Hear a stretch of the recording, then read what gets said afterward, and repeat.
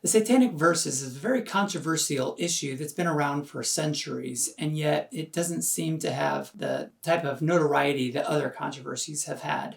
And I think a lot of people are confused by this controversy because they oftentimes mistake it with other things. So let me just start this conversation by pointing out what this conversation is not really about.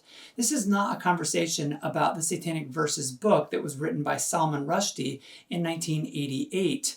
That book does briefly refer to the Satanic Verses, but it is not really about the controversy itself. Now, because Salman Rushdie did write this book, he actually did receive death threats because of it and has been living in hiding ever since.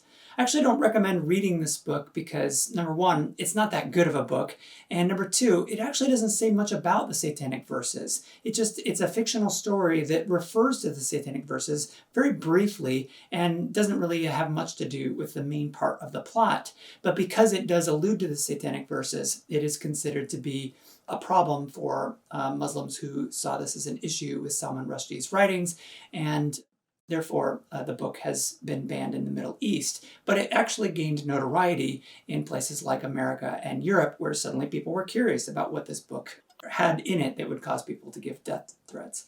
On a side note, I just want to point out that I don't think that death threats are actually a very good way of dealing with issues. They're not very effective, and they're kind of counterproductive.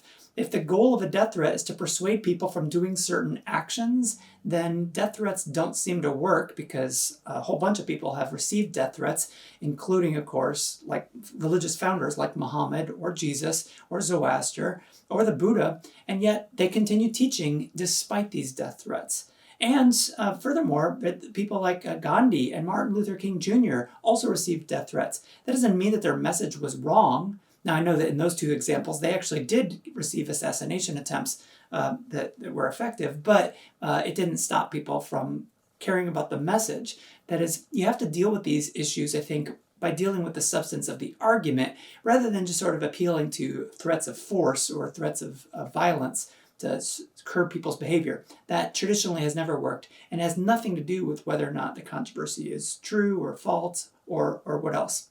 The orthodox position within Islam is that the Satanic Verses were simply made up, but that doesn't warrant, I think, a need for any sort of death threats. So if you're confident that you're right, that the controversy is in fact a made-up controversy, then there's no reason to be afraid to, scare people into not talking about it. It actually reveals more of an insecurity that if you're trying to cause people a death threat just because you don't want people discussing it, it probably means that you're not really sure about whether or not your side of the argument is accurate. So I don't encourage people to engage in any type of death threats because of this. Also, I want to point out that this is not about the Satanic Bible written by Anton LaVey in the 1960s. Anton LaVey is the founder of the Satanic Church, and the Satanic Bible are the primary scriptures for that religion. Now, I don't recommend reading this book either, so we'll just put those two aside and say it has nothing to do with those, even though in the past I've actually been guilty of assuming that that's what this controversy is really about. This is a controversy about Islam, and that's what makes it so touchy even to this very day. The so-called Satanic Verses refers to a rumor that the Prophet Muhammad, the founder of Islam, uttered two sentences about Arab polytheistic gods endorsing their religion. And the controversy has to do with whether or not those verses were made up or were they real. So did Muhammad utter these two sentences or not? So to give you some context, I'm going to give you a short version of this controversy, and then we'll talk about it in a little bit more length. And then I'm going to give a much deeper, longer, detailed description of the event so you can understand what's really going on here. So here's the short version of the story. All right, some people think that the Prophet Muhammad once received a revelation that endorsed the beliefs of the Arab polytheists that lived in Arabia during his lifetimes, while others claim that the story is simply made up by the Arabs as an attempt to try to justify their religion to the Muslim community that was just being born at that time. Now, Christians have similar controversies like this. There is a debate about whether or not Jesus had a wife. There are some sources that claim that Jesus had a wife with whom he shared many secrets. Now, Gnostics tell that story to legitimize their religion because their theology includes this secret gospel of Jesus that only they know about. But Christians universally dismiss this story as a fabrication and say, no, that's not really what happened. And again, I'm not trying to argue any of these points as to whether or not they're true or false. I just want to present to you the controversy so that you understand what this issue is really about. The Orthodox Muslim position is that the Arabs made this story up about the Satanic Verses to legitimize their own polytheistic religion, but yet it really didn't come to be. It's just a rumor, right? Just a fabrication. So when I refer to Arabs, let's just make this clear that I'm always going to be referring to them as the polytheist of Arabia. When I talk about Muslims, I'm talking about those people who follow Muhammad and his teachings and his theology. So don't confuse those two, right? Even though Muhammad and many of his followers come from the Arab population, I'm only going to use the word Arabs to refer to the polytheists throughout this discussion. And the reason why these stories are rejected is because they come from unreliable sources. So let's just kind of clear the air and say that this dispute has been settled by Orthodox Muslims, but I do want to present why this issue continues to come up even to this day. So let me give you a longer description of the setting. More than 1,400 years ago, most of the inhabitants of the Arabian Peninsula were polytheist, and they worshipped a variety of different gods and goddesses. Of these gods, several of them were worshipped because of their powers, and there are three gods in particular that are relevant to our discussion about Islam. The three gods that are appealed to in the Satanic Verses are al-Lat, al-Uzza, and Manat. Al-At actually means the goddess, and so this is considered to be the female consort of God, or Allah. It's actually the feminine form of the word Allah, so when Muslims say Allah as references to their God, the Arabs would also use the word al-Lat to refer to his female concubine, as if God had a wife. And Muslims, of course, starkly reject that idea, and so the idea that an Arab God would be endorsed by Muhammad is contrary to their theology, it's contrary to their orthodoxy. So Allah is the goddess, this consort of Allah that Arabs believe was one of the gods of Arabia. The second god is called al-Uzza, and that's the feminine form of the word al-Aziz, which in Arabic means the mighty. Now, al-Aziz is actually one of the 99 names that is given for God, or an attribute given to God in the Quran. So you can see that that's one of the Arab words that kind of gets borrowed from Arabia and used in Islam. Al-Uzza is the feminine version of that, and so it kind of means the feminine mighty one. And so therefore would refer to the mighty goddess, who's perhaps, again, a consort of Allah. And then the third name is Manat, which means the goddess of fate.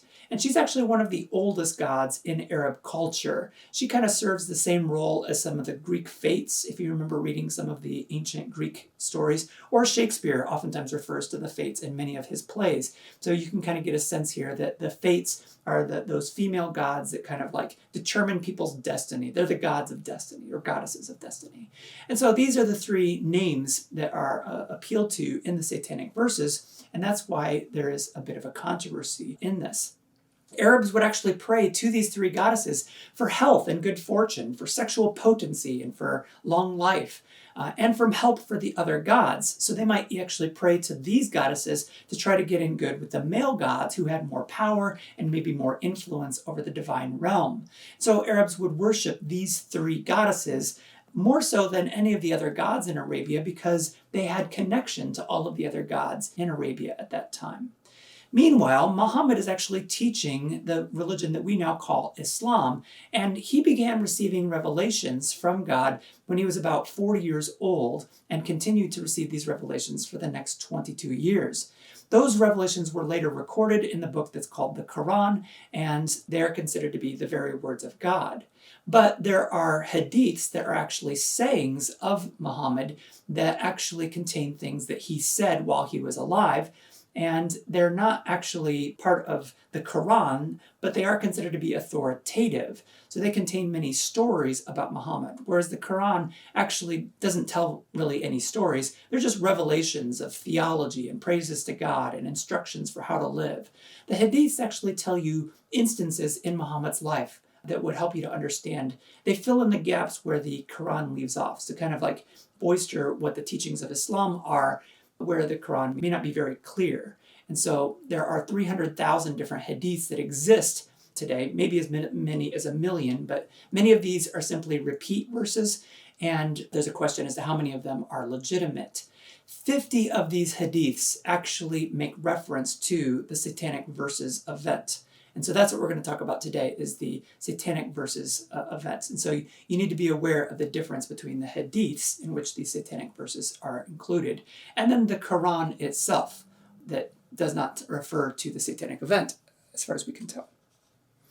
Now, as I said, those 3 goddesses that I just referred to are mentioned in the Quran, so there is actually a reference to them in Quran chapter 53, verse 19 and 20, where it says, "Have you seen al-Lat, al-Uzza, and Manat, the third, the other?" Indicating those are the 3 goddesses of the Arab culture. Now, when the hadiths refer to this verse in their commentaries, or when they're telling the story of Muhammad reciting that verse from the Quran, they add to that these words, "Those high Quranic, indeed their intercession is to be hoped for." Those are the so-called Satanic Verses. All right, so that's what the controversy is really about. Did Muhammad utter those 2 sentences in conjunction with one of the revelations that's recorded in the Quran chapter 53?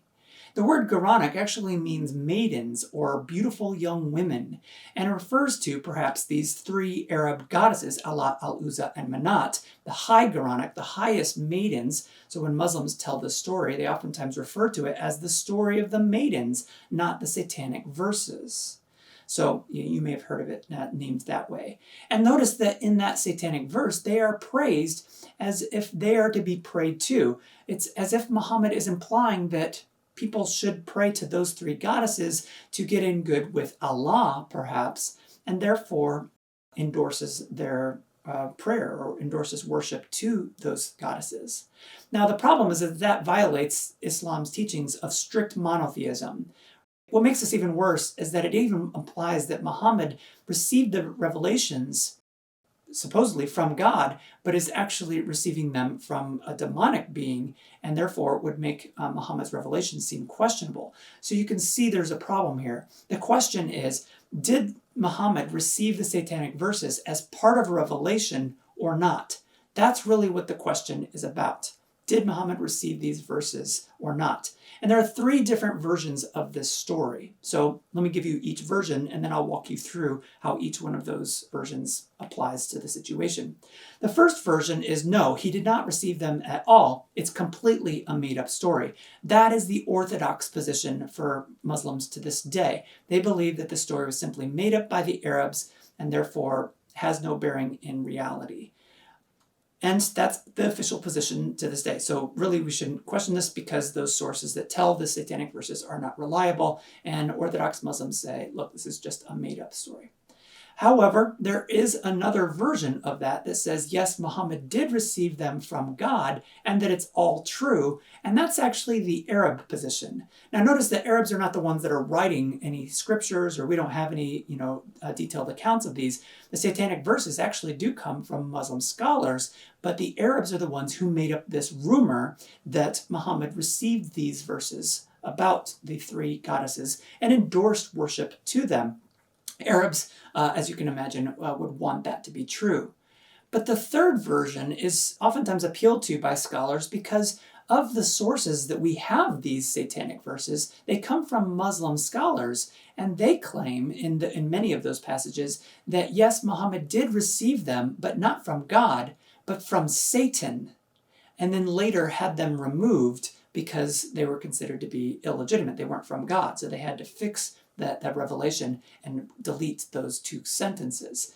Now, that's why this is called the Satanic Verses controversy, is that scholars who look at them see that they are referring to Satan putting these words into Muhammad's mouth, and therefore having Muhammad say sentences that are contrary to Muslim orthodoxy, Muslim theology.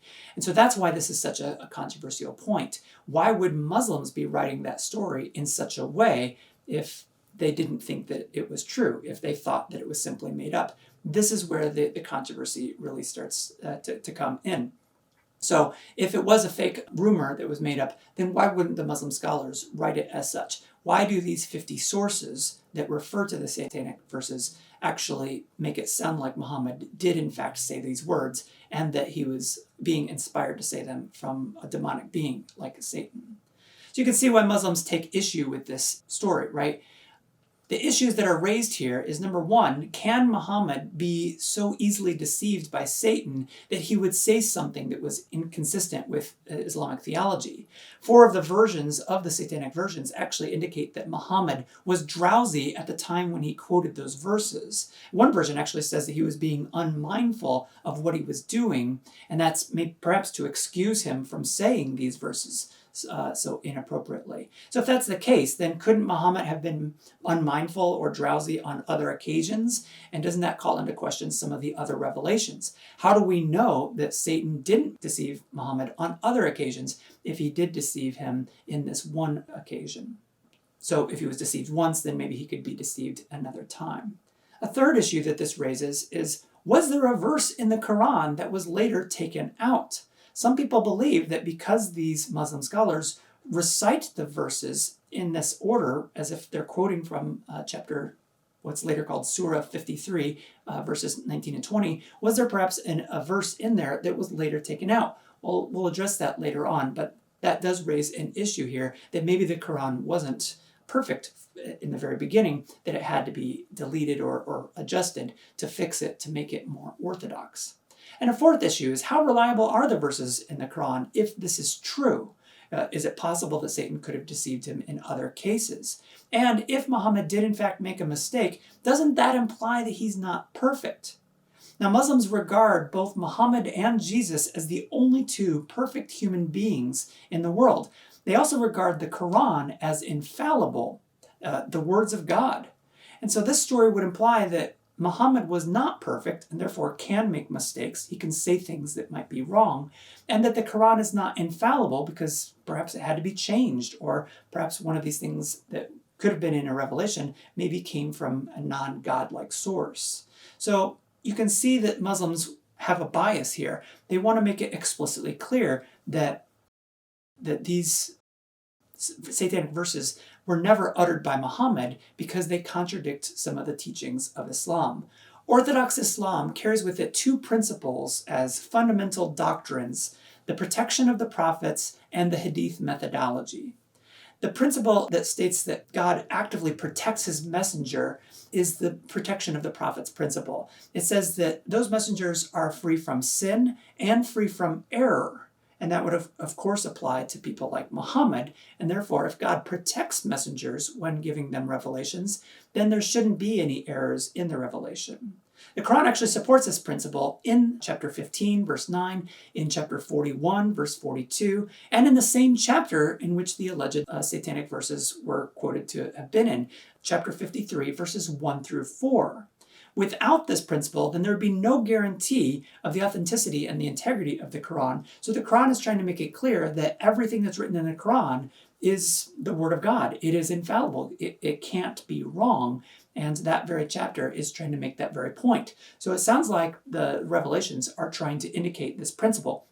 Anyone who believes in the religion of Islam must endorse the principle of the protection of the prophets. The second principle has to do with Hadith methodology. So the Hadiths are the stories about the prophet that were passed down orally for 100, maybe 200, or 300 years after the prophet's death. And so eventually they were written down by a Muslim scholar who recorded them, and then would have to give the transmission of that hadith down throughout the generations to say this is where it was heard from person to person, until they eventually arrived at a person who was trustworthy, someone who was in the presence of Muhammad and could be considered a legitimate source. Now, like I said, that criteria was established later on to indicate which hadiths were legitimate and which ones weren't.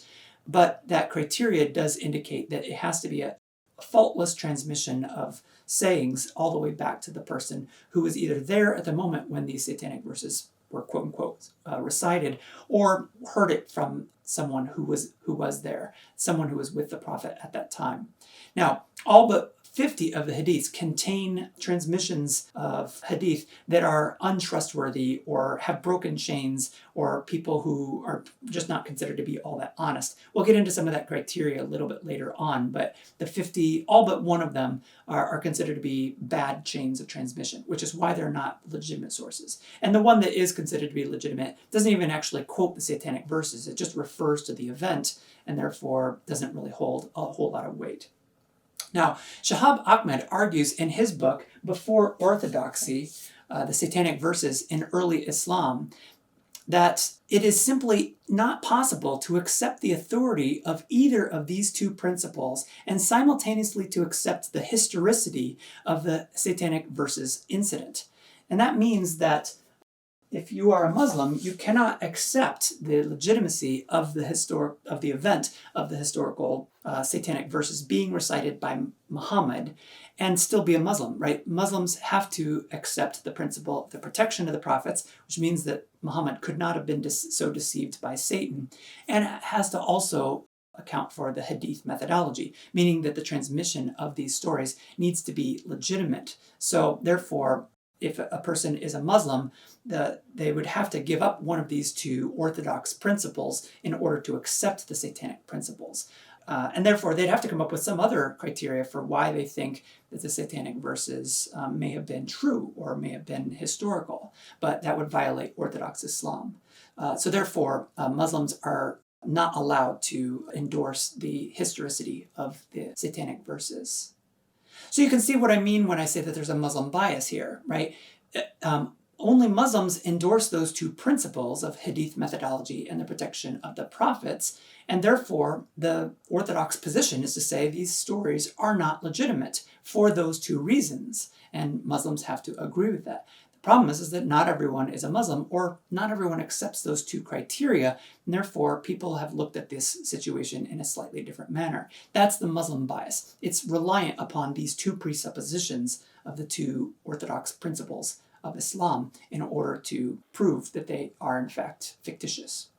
Now there is also an Arab bias at work in version number 2, the version that says that yes, they did in fact occur and that God actually revealed those Satanic Verses to Muhammad, endorsing the gods of the Arab polytheists. And Muslims are quick to point out that Arabs have a vested interest in this, right? They want this to be true. They want to legitimize their own religion and to have Muhammad, the leader of Islam, to endorse their gods so that maybe there can be peace between Muslims and Arabs. And that was a conflict that was going on throughout Muhammad's life as they were struggling for, what religion was true, and even oftentimes fighting one another over persecution and issues of morality. You get the issue here. Arabs would also have a vested interest in making sure that Muhammad would be compatible with their religion and therefore that they could all worship together in peace.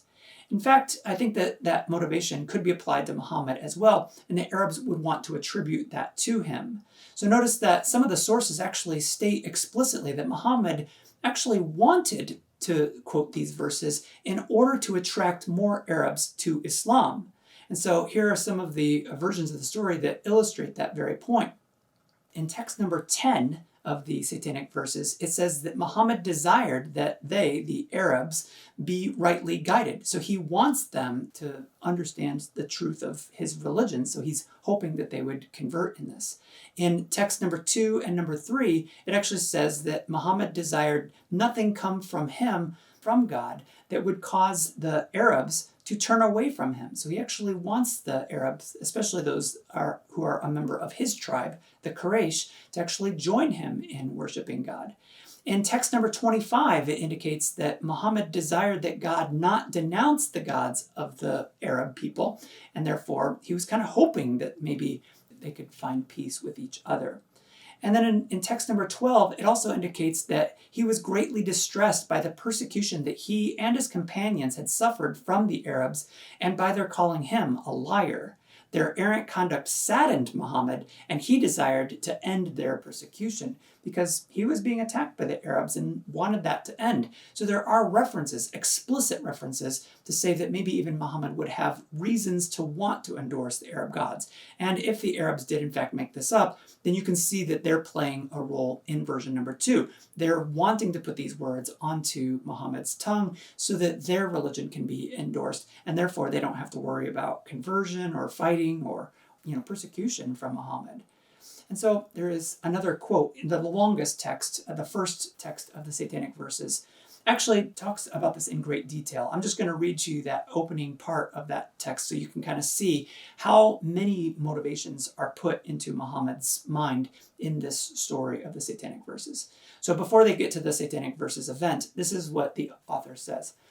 When the messenger of God saw his tribe turning away from him, he was greatly disturbed by their estrangement from that which he had brought to them from God. He desired within himself that there come to him from God something that would bring him and his tribe together.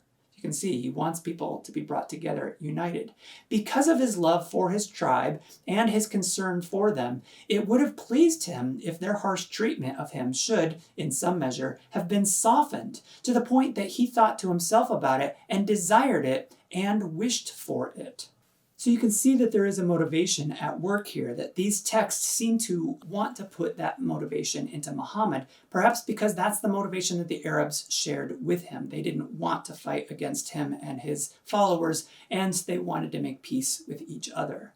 Now, there are a couple of early reports from the Satanic Verses that actually claim that Muhammad was once a follower of the Arab religion and that he may have actually sacrificed a sheep in his past to al-Uzza, one of the 3 goddesses I mentioned earlier. Text number 8, 9, 10, 12, 13 state that explicitly, that he returned, that the Arabs actually thought he was returning to his polytheistic roots of his childhood. However, this is inconsistent with Islamic theology today because they claim that Muhammad was a monotheist throughout his life, much in the same way as Jews regard Abraham as a monotheist throughout his life, even though there may be stories about his father being a polytheist or his family being polytheistic. The Quran does talk about monotheists who are not Jews or not Christians or not Muslim, and that they could be possessed by a genie and therefore start reciting verses in poetry that would actually be equivalent to like a divine revelation. So this was some phenomenon that was going on where there were these monotheistic Arabs who actually did recite these verses that rhymed in a poetic force as if it were some kind of revelation from a god or the God, right? In fact, when Muhammad first received his very first revelation from the angel Gabriel, he thought he was being possessed by a genie at that moment and may have tried to run off a cliff to commit suicide before the angel Gabriel stopped him from doing so to legitimate that he was in fact following the correct religion. So there are indications perhaps that Muhammad may have been thinking in these terms, knowing that there were certain Arabs who had such revelations in their lives as well. And furthermore, the Quran itself is actually written in rhyming phrases. So the fact that some of the verses in the Satanic Verses are actually appealed to, 6 of the sources actually say that the Satanic Verses were rhyming. They even repeat it twice as if this is an important fact to be recorded, may indicate there's a connection here, that the Satanic Verses may have seemed like they belonged in the Quran because it rhymed, or that it may have come from one of these other gods that the Arabs worshipped, or from a demonic being like Satan putting those words into their mouth. In fact, the Arabs that lived in Arabia actually used the saying while they were prophesying or praying to their gods. They would actually say this phrase, al-Lat and al-Uzza and Manat, the third the other. Indeed, they are the high Quranic, and indeed their intercession is to be hoped for. Now, if the Arabs were actually saying that, and Muhammad did actually come from Arab society, the Quraysh were Arab polytheists, he would have known about the saying. He may have even heard people say it in his life. And if he was a follower of the Arab religion, although Muslim historians say he wasn't, then he may have even uttered that sentence before in the past. Notice that that saying is almost equivalent to the Satanic Verses attributed to Muhammad during the Satanic Verses event.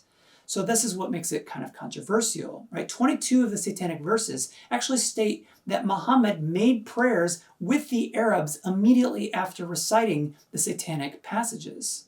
And 18 of those sources also add that the Muslims who followed Muhammad also made prayers with the polytheist as well. And so this would indicate that Muslims can worship alongside with the polytheist, and therefore there shouldn't be any tension between the two religions. It's kind of giving credence to both theologies and saying, yes, it's okay if you pray to the three goddesses because they can get in good with Allah, and therefore polytheists and Muslims should be able to pray side by side. So we could infer a reasonable motivation for Muhammad here.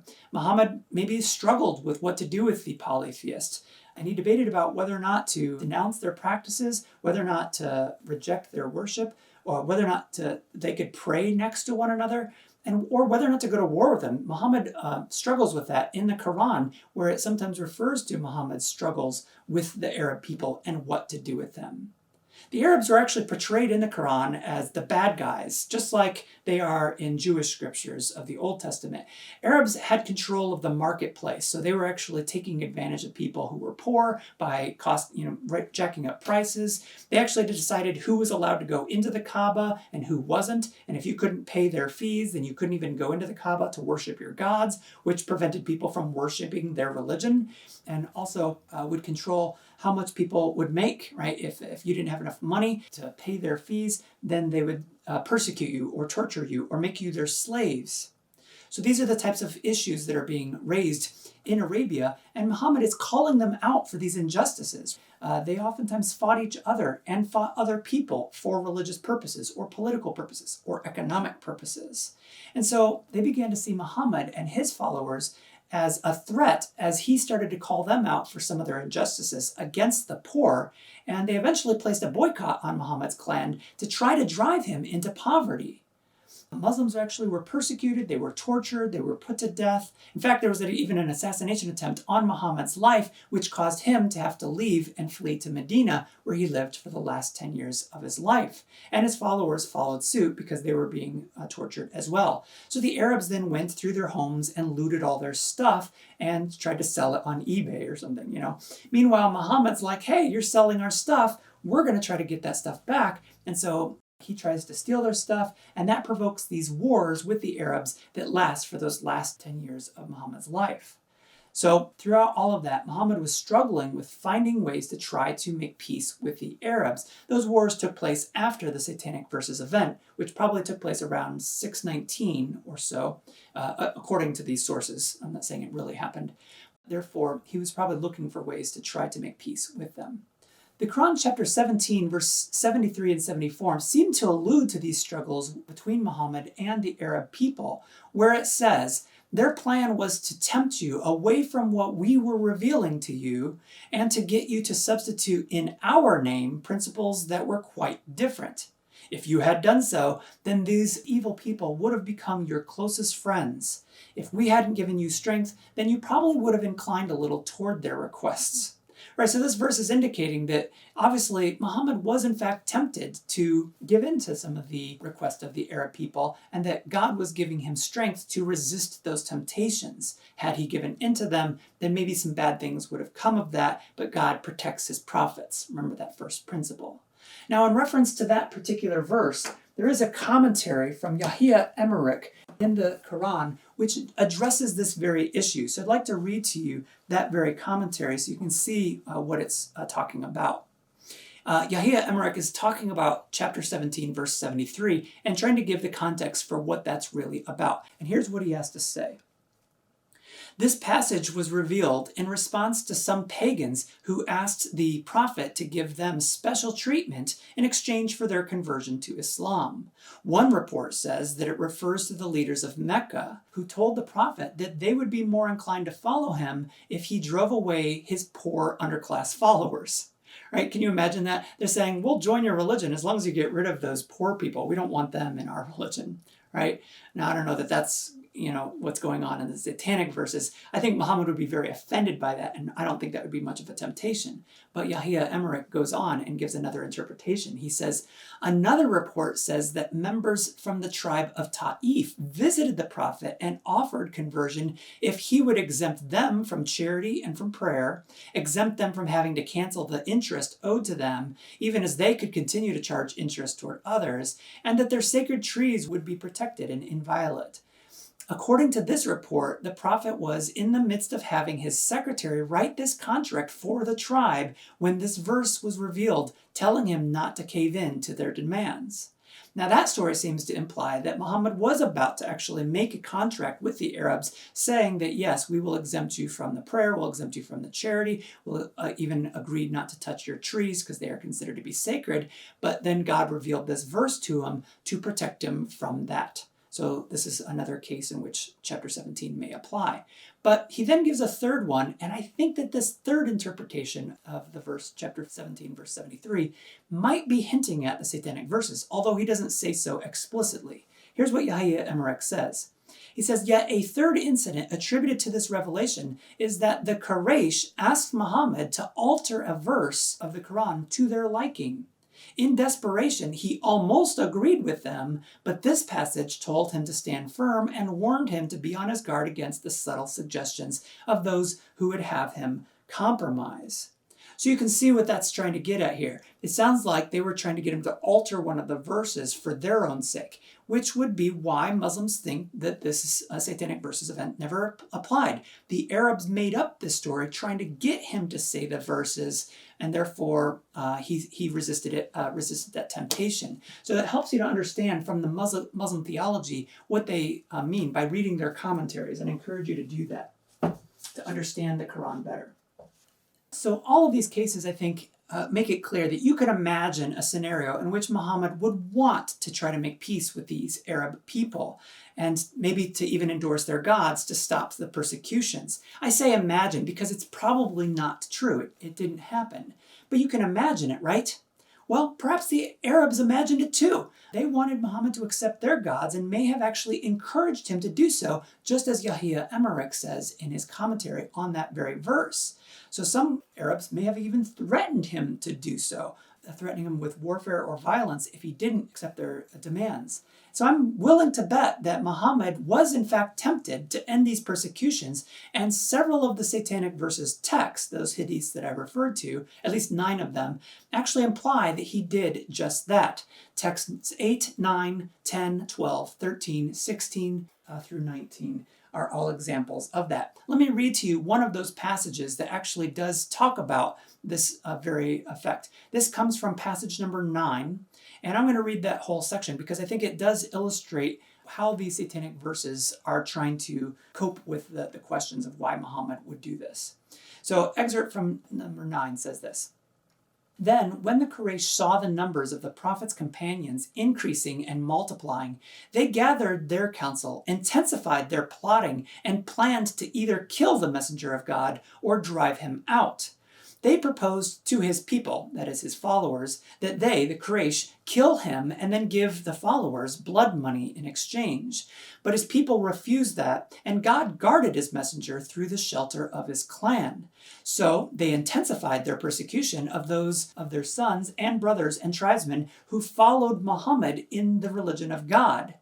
It was a severe trial, a fitna, and a terrible upheaval. And there were those whom God protected, and those whom in the trial went astray. The Mushkirin, the Arabs, had been saying, if only this man would speak favorably of our gods, we would secure him and his companions. He does not speak of the Jews and the Christians who oppose his religion with the abuse and invective with which he speaks of our gods. The messenger of God was greatly distressed by the persecution which he and his companions had suffered from these Arabs, and by their calling him a liar. Their errant conduct saddened him, and he desired that they be rightly guided. So you can see both sides of this issue. Is this simply a matter of he said, she said? No. It really does come down to those sources. And so why does Orthodox Islam reject the story as being a complete fabrication? It has to do with Hadith methodology.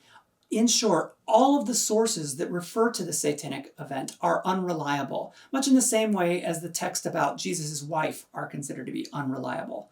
So who are these sources? Well, actually, they are Muslim scholars, and that's partly why there is a controversy. Here are the names of the 14 sources that give us those 50 texts, those 50 hadiths that have been passed down from different chains of transmissions, all to create these stories about Muhammad's life. So we have 50 versions of the story that all trace their origin back to one of these 14 men. None of these sources are considered to be fully reliable, and Muslims have strict criteria for what counts as a legitimate source about the life of Muhammad. We'll discuss that actually in a minute, but each one of these sources has at least one flaw in their transmission or in their character that makes them unqualified. That's why the orthodox position is to deny these stories. Case closed. Got it? But the fact that Muslims were actually quoting these stories is what gives it a bit of a controversy. It raises new questions. If the Arabs made up the story, then why did Muslims record and transmit it in a way that makes it sound like Satan was the one that put it into his mouth? Why would they even say that Muhammad said these verses if they're simply reporting about what Arabs had told them? And this leads to our third possibility, the third version of the story, that the event did in fact happen, but later it was fixed. So, why are these called the Satanic Verses if the Arabs made it up? Because in at least 34 of the 50 hadiths about the Satanic Verses, it says just that. Satan cast upon Muhammad's tongue the verses about al-Lat, al-Uzza, and Manat. And that's why these verses are considered to be satanic. All 14 sources are Muslims, so if the Arabs made it up, then why are these Muslim sources saying this? Perhaps some Muslims who heard about the story about Muhammad endorsing the three goddesses reasoned to themselves that it must have been Satan that caused the event. That would explain the phenomenon. Maybe because they heard the rumor from other people who believed it to be true, and they could only therefore interpret it in a way that was consistent with their theology, right? Surely God wouldn't say such a thing, so they attribute it to a demonic force and then say that Satan caused this. Or perhaps there were Muslims who were at the event and heard Muhammad say it, or heard someone say that Muhammad said it, and then explained it away by attributing it to Satan, saying that he orchestrated the whole event. Or maybe Satan did in fact put those words into Muhammad's tongue, if you can believe such a thing. That's the third version of the story, and it happens to be the version that most of the 50 satanic texts actually describe. And that forces a dilemma for Muslim listeners. How do you interpret the story of this event? Were they made up or were they real? There might have been a few Muslims who actually thought they were real, and that's where we get these 50 hadiths from. Those Muslims may have thought that this was a real event, and they explain it away by attributing it to Satan. So if the texts were made up, then the story must be false and it didn't occur. But if the texts were not made up, as these 50 texts actually indicate, then how would we actually know what really happened that day? This is a philosophical problem at work here. Does anyone really know what the true sources of a revelation really are? And so when somebody receives a revelation, how do they know that that comes from God? There are actually three possibilities of this. It may have come from God, or it may have come from themselves. Maybe they thought they heard this and it was just themselves thinking it. Or it may have come from some kind of demonic force. Islam believes that God is so holy that no one can actually stand before God in his presence who's unworthy, right? You have to be purified before you can stand before God. Otherwise, God's glory would just cause you to just like disintegrate. And so therefore, usually God sends an angel to transmit his messages to humans so that they can hear it without this problem occurring.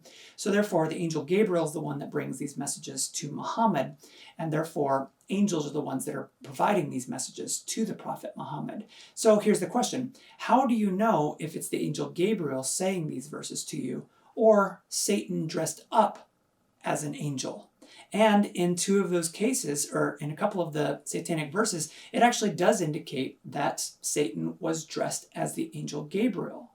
So this raises this problem. How do you know what the source is? If you can't see the cause, how do you know what caused this effect, the receiving of the revelation? So one possibility is that it is from God, but then you have to ask the question, well, which God are we talking about? Are we talking about Adonai or Hora Mazda, Allah, Brahma, the Tao, Jesus, Yahweh, Vishnu, or Tom Cruise? In other words, which God is saying these things to us? So that's one question we would have to deal with in a theological sense. There is, of course, the possibility that maybe I'm just hearing voices on my own. And therefore, these could be my own thoughts creeping through. And again, if Muhammad had a motivation to want to endorse the Arab gods because he wanted to end the persecutions, he may have been thinking these words himself, especially if he heard Arabs reciting those very verses earlier in his life. Or maybe it came from his subconscious, right? I mean, how do you know the difference between hearing voices in your subconscious that are speaking to you versus some other supernatural force coming to you? Or what if you're mentally ill? I mean, after all, do people who have mental illnesses know that they are mentally ill? I believe that it's all cases of psychoses who lack the ability to discern whether or not they are themselves sick. So how would a person even know if it was the mental illness speaking or if that's really coming from some outside source? But then the third possibility is that it could be coming from Satan, and that still raises questions, right? Which form of Satan are we talking about? Angra Mainyu, Dionysus, Iblis, Lucifer, Mara, Tiamat, or Tom Cruise? In other words, even if you heard the voices, would you know the difference between a Satan posing as an angelic being or a voice from an angel? Especially given that some of these verses are attributed to Satan, having dressed up like them. This becomes an issue for anyone who receives revelations from God. For example, Joan of Arc was once asked after she claimed to receive revelations from God, how do you know that the revelation didn't come from your own imagination? And Joan of Arc's response to that was, yes, that is how the revelation comes. Anne Hutchinson from Plymouth Rock Colony actually claimed to receive revelations from God that were different from her Puritan community that she lived in. And John Winthrop, who was actually the governor and priest of the Plymouth Rock Colony, actually put her on trial for heresy, saying, no, you're receiving false doctrines in these revelations. And so when she was put on trial for heresy, one of the deputy governors asked her how she received these revelations from God. And she said, how did Abraham know? Or how did Moses know? And the deputy governor said, by an immediate voice. And Anne Hutchinson responded, I, and so I, through an immediate revelation. So who's right there? John Winthrop, who believes he's receiving the correct revelations from God, or Anne Hutchinson, who's receiving a different theology there? Now, Anne Hutchinson was eventually exiled from the community and died out in the wilderness, but that doesn't clear up who's right or who's wrong. How would we know? You see, we really can't tell the difference, and that raises new questions, a philosophical question about when a person receives a revelation, how do you know when it's legitimate and when it's not? Especially given that in a couple of those texts, like text number 36, it indicates that Satan was taking the form of the angel Gabriel. So even if Muhammad saw the angel Gabriel, it would look the same to him. Of course, I try to imagine a guy in a red jumpsuit and horns wearing some kind of halo and a white robe. It's a weird picture to try to envision all of this. But how would a person tell the difference? That's the question. Could we really tell the difference between a heavenly force giving a revelation versus a demonic force? So it does raise question about any religion, and every religion has its own method for trying to deal with this problem.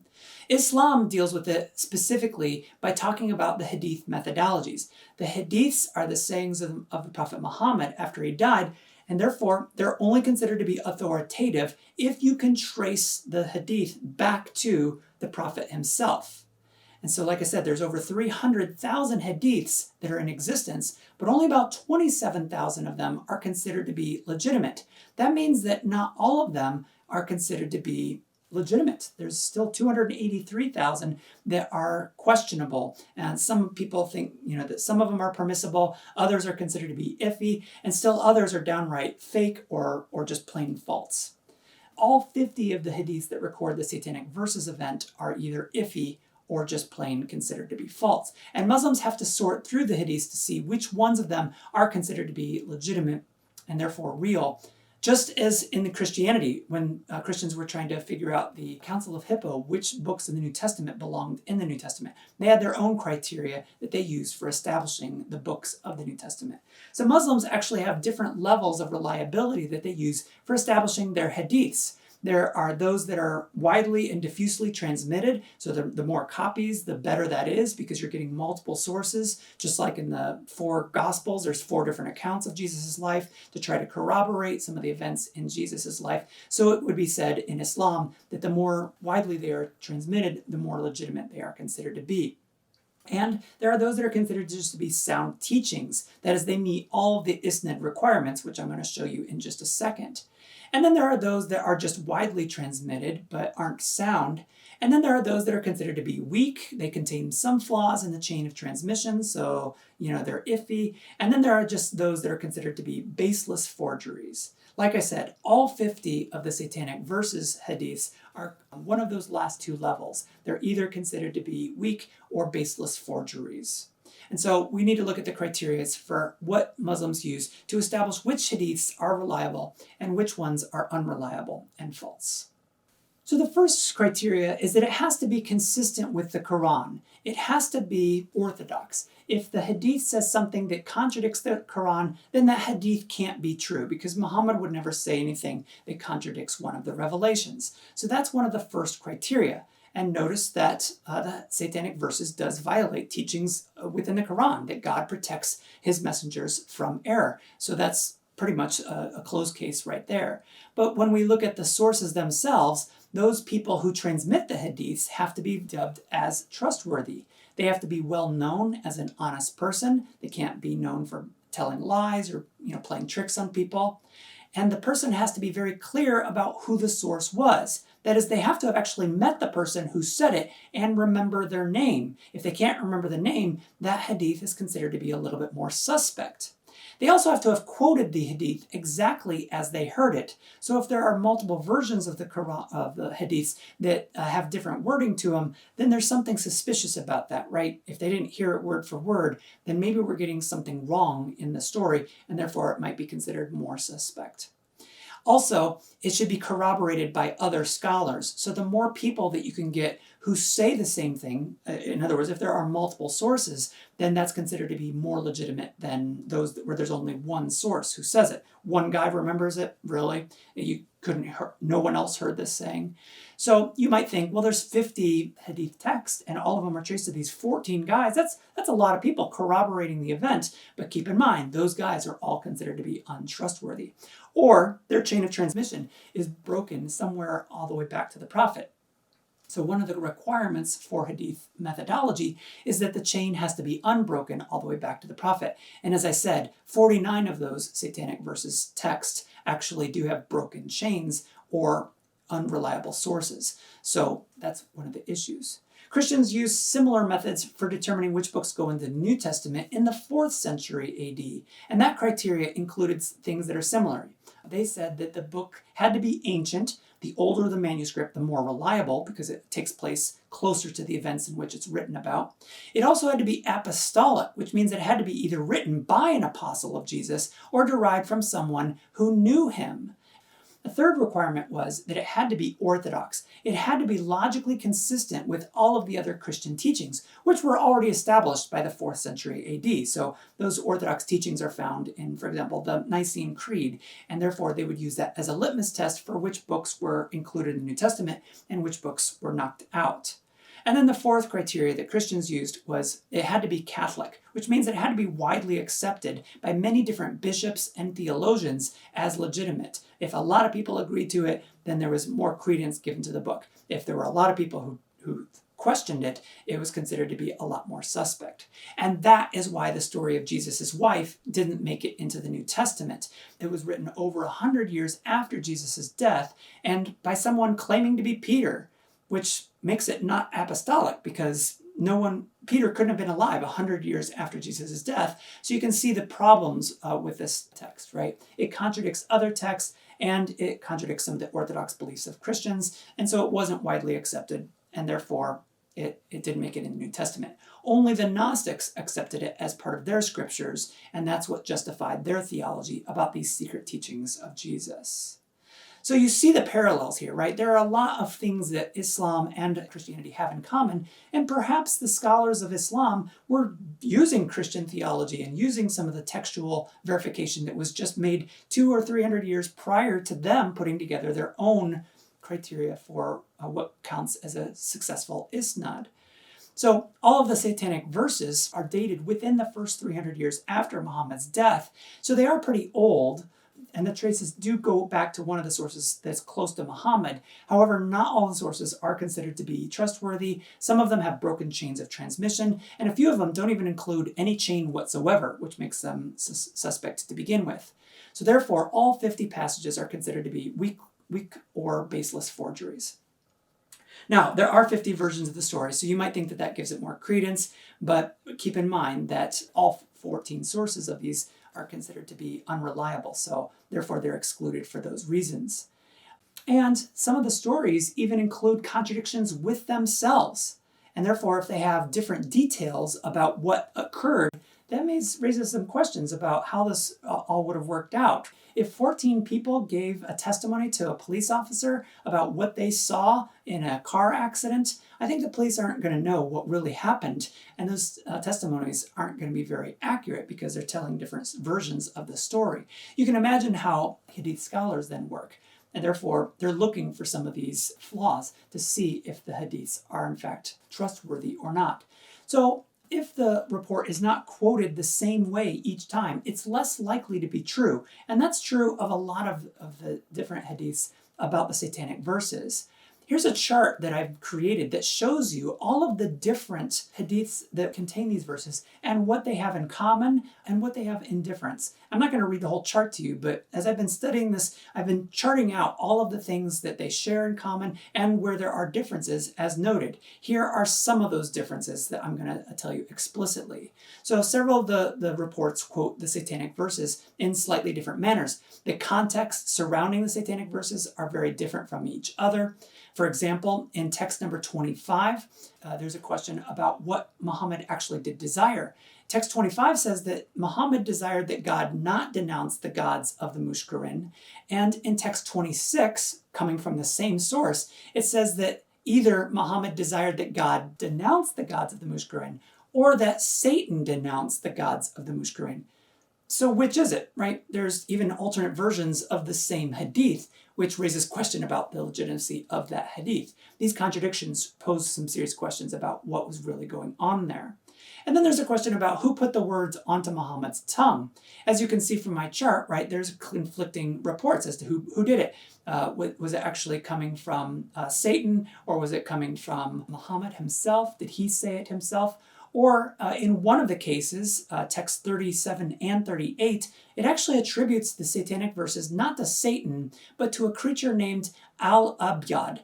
Abyad means the white one, and therefore he's a henchman of Shaitan, or Satan, as it's said in the Arab language. So here's a question, right? Was it Shaitan, or was it al-Abyad? Or was it Muhammad himself, as some other text indicates? We don't know. It's not clear from these different reports. The Muslim response to the Satanic verses is different in each case. In text 1 and 7, it actually says that the Muslims were very happy to hear Muhammad say these words.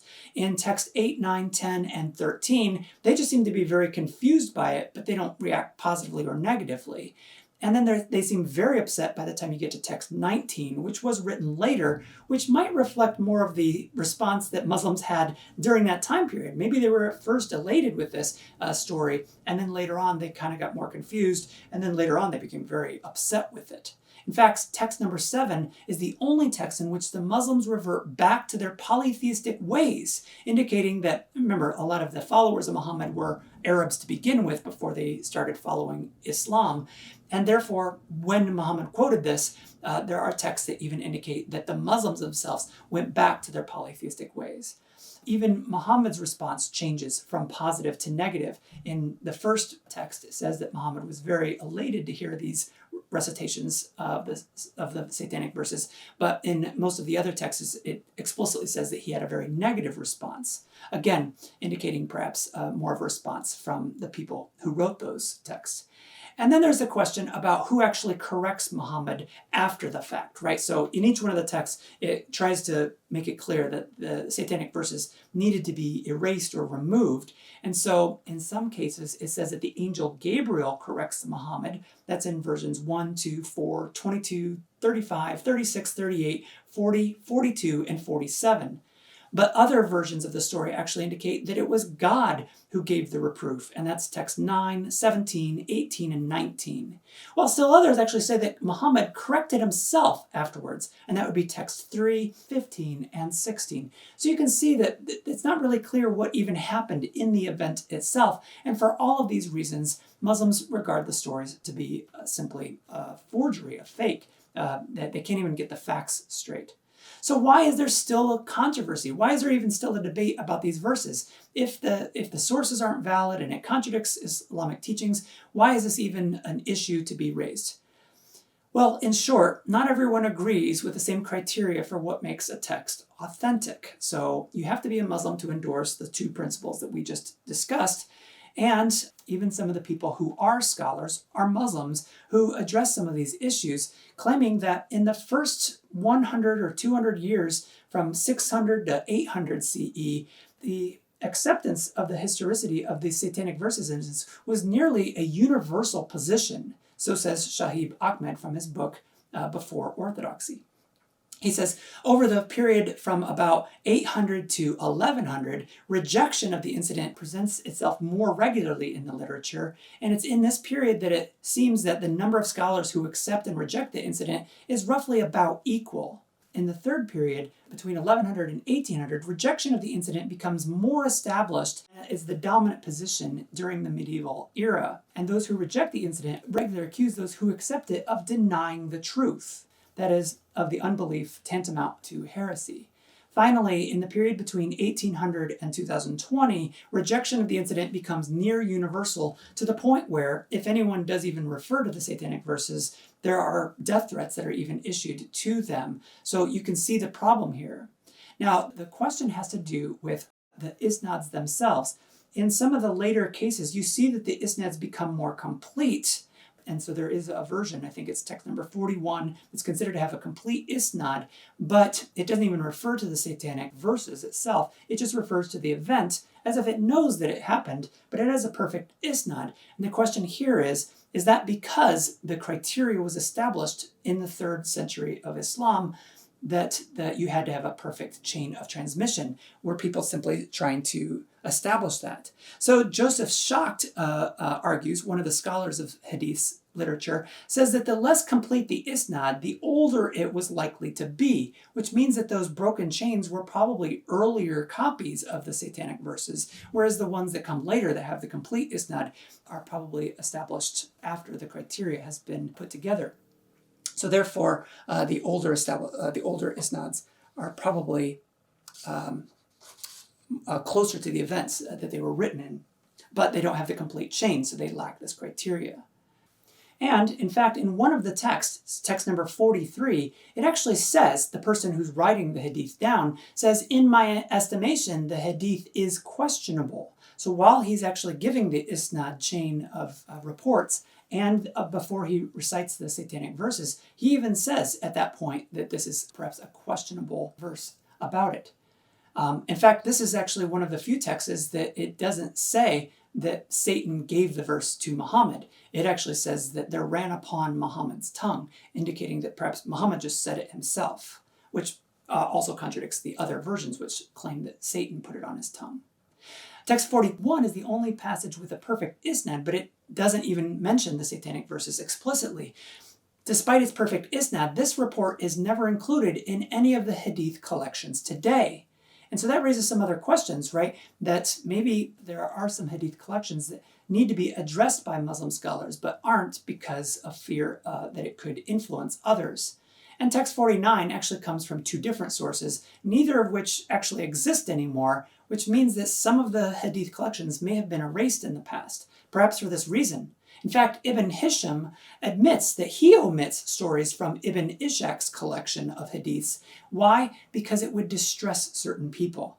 Now, he's probably referring to the Satanic Verses there, and therefore Ibn Hisham doesn't record some of the hadiths from Ibn Hishak because he's afraid that people will be misled through them.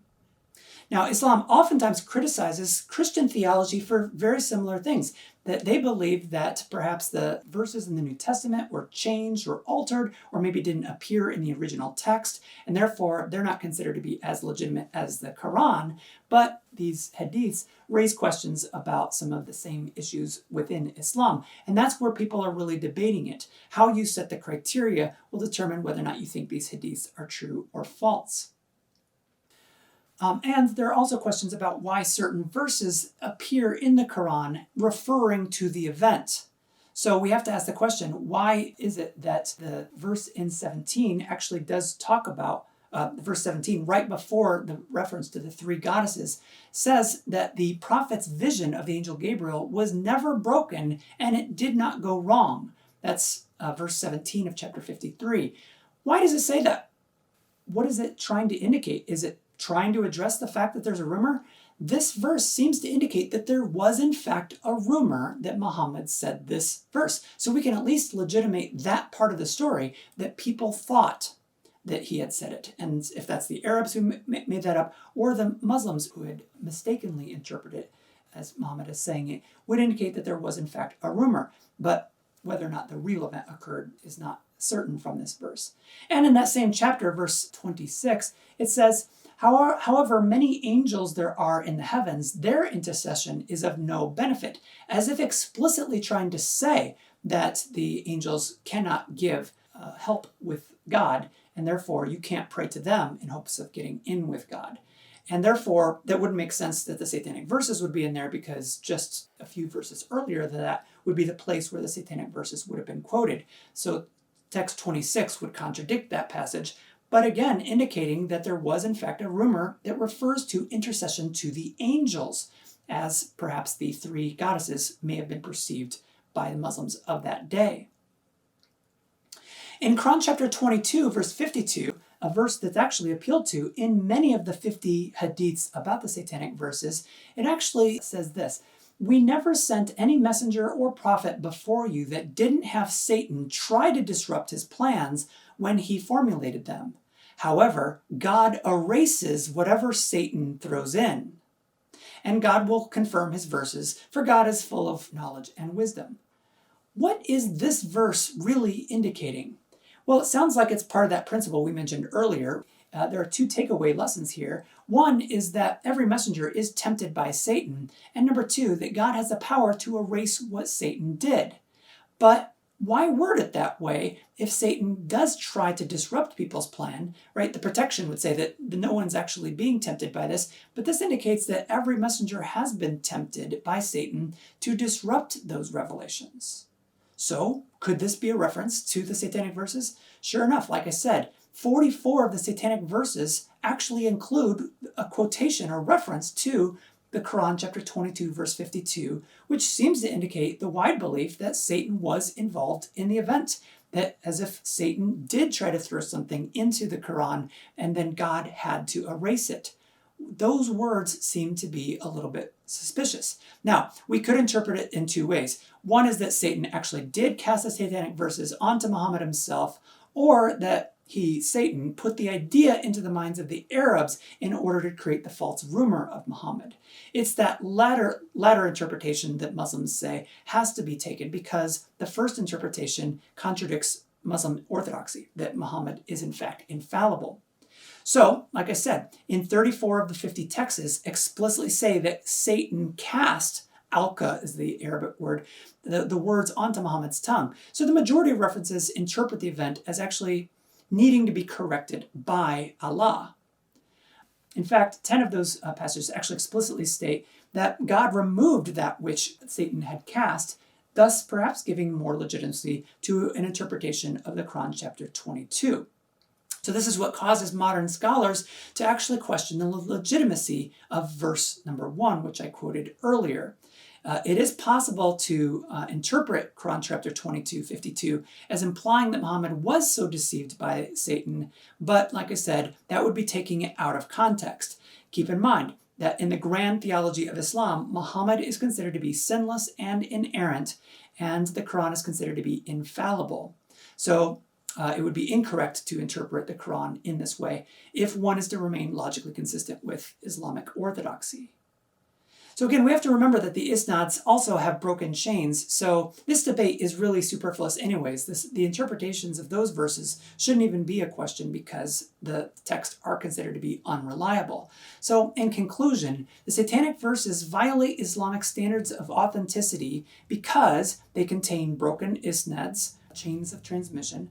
They have unreliable sources, people who are untrustworthy or don't quote the stories exactly right, or there's just inconsistent wording between the stories, making the whole story to be suspect because of the contradictions between the versions of the story. And it also contains unorthodox teachings that contradict Islam. End of story. That's why Muslims say there's just no issue here whatsoever.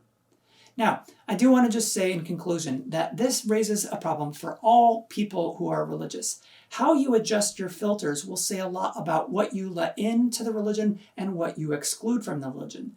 The more you tighten your filter of skepticism, the more likely you're going to lose some of the precious beliefs of that religion. So if you become uber skeptical in religion, you might lose some of the things that may not have proof. We don't have any way to verify whether or not they really did happen or if they're really true. But if you broaden your filter so wide as to let anything in, you might start letting in some false beliefs, like superstitions, for example, or testimonies that didn't really occur because they came from illegitimate sources. Every religious person has got to choose how they're going to set their filters, and therefore there is this tension where you want to set the filter short enough to block things that are false or superstitious, but not too tight that you start blocking out things that are essentials to that religion.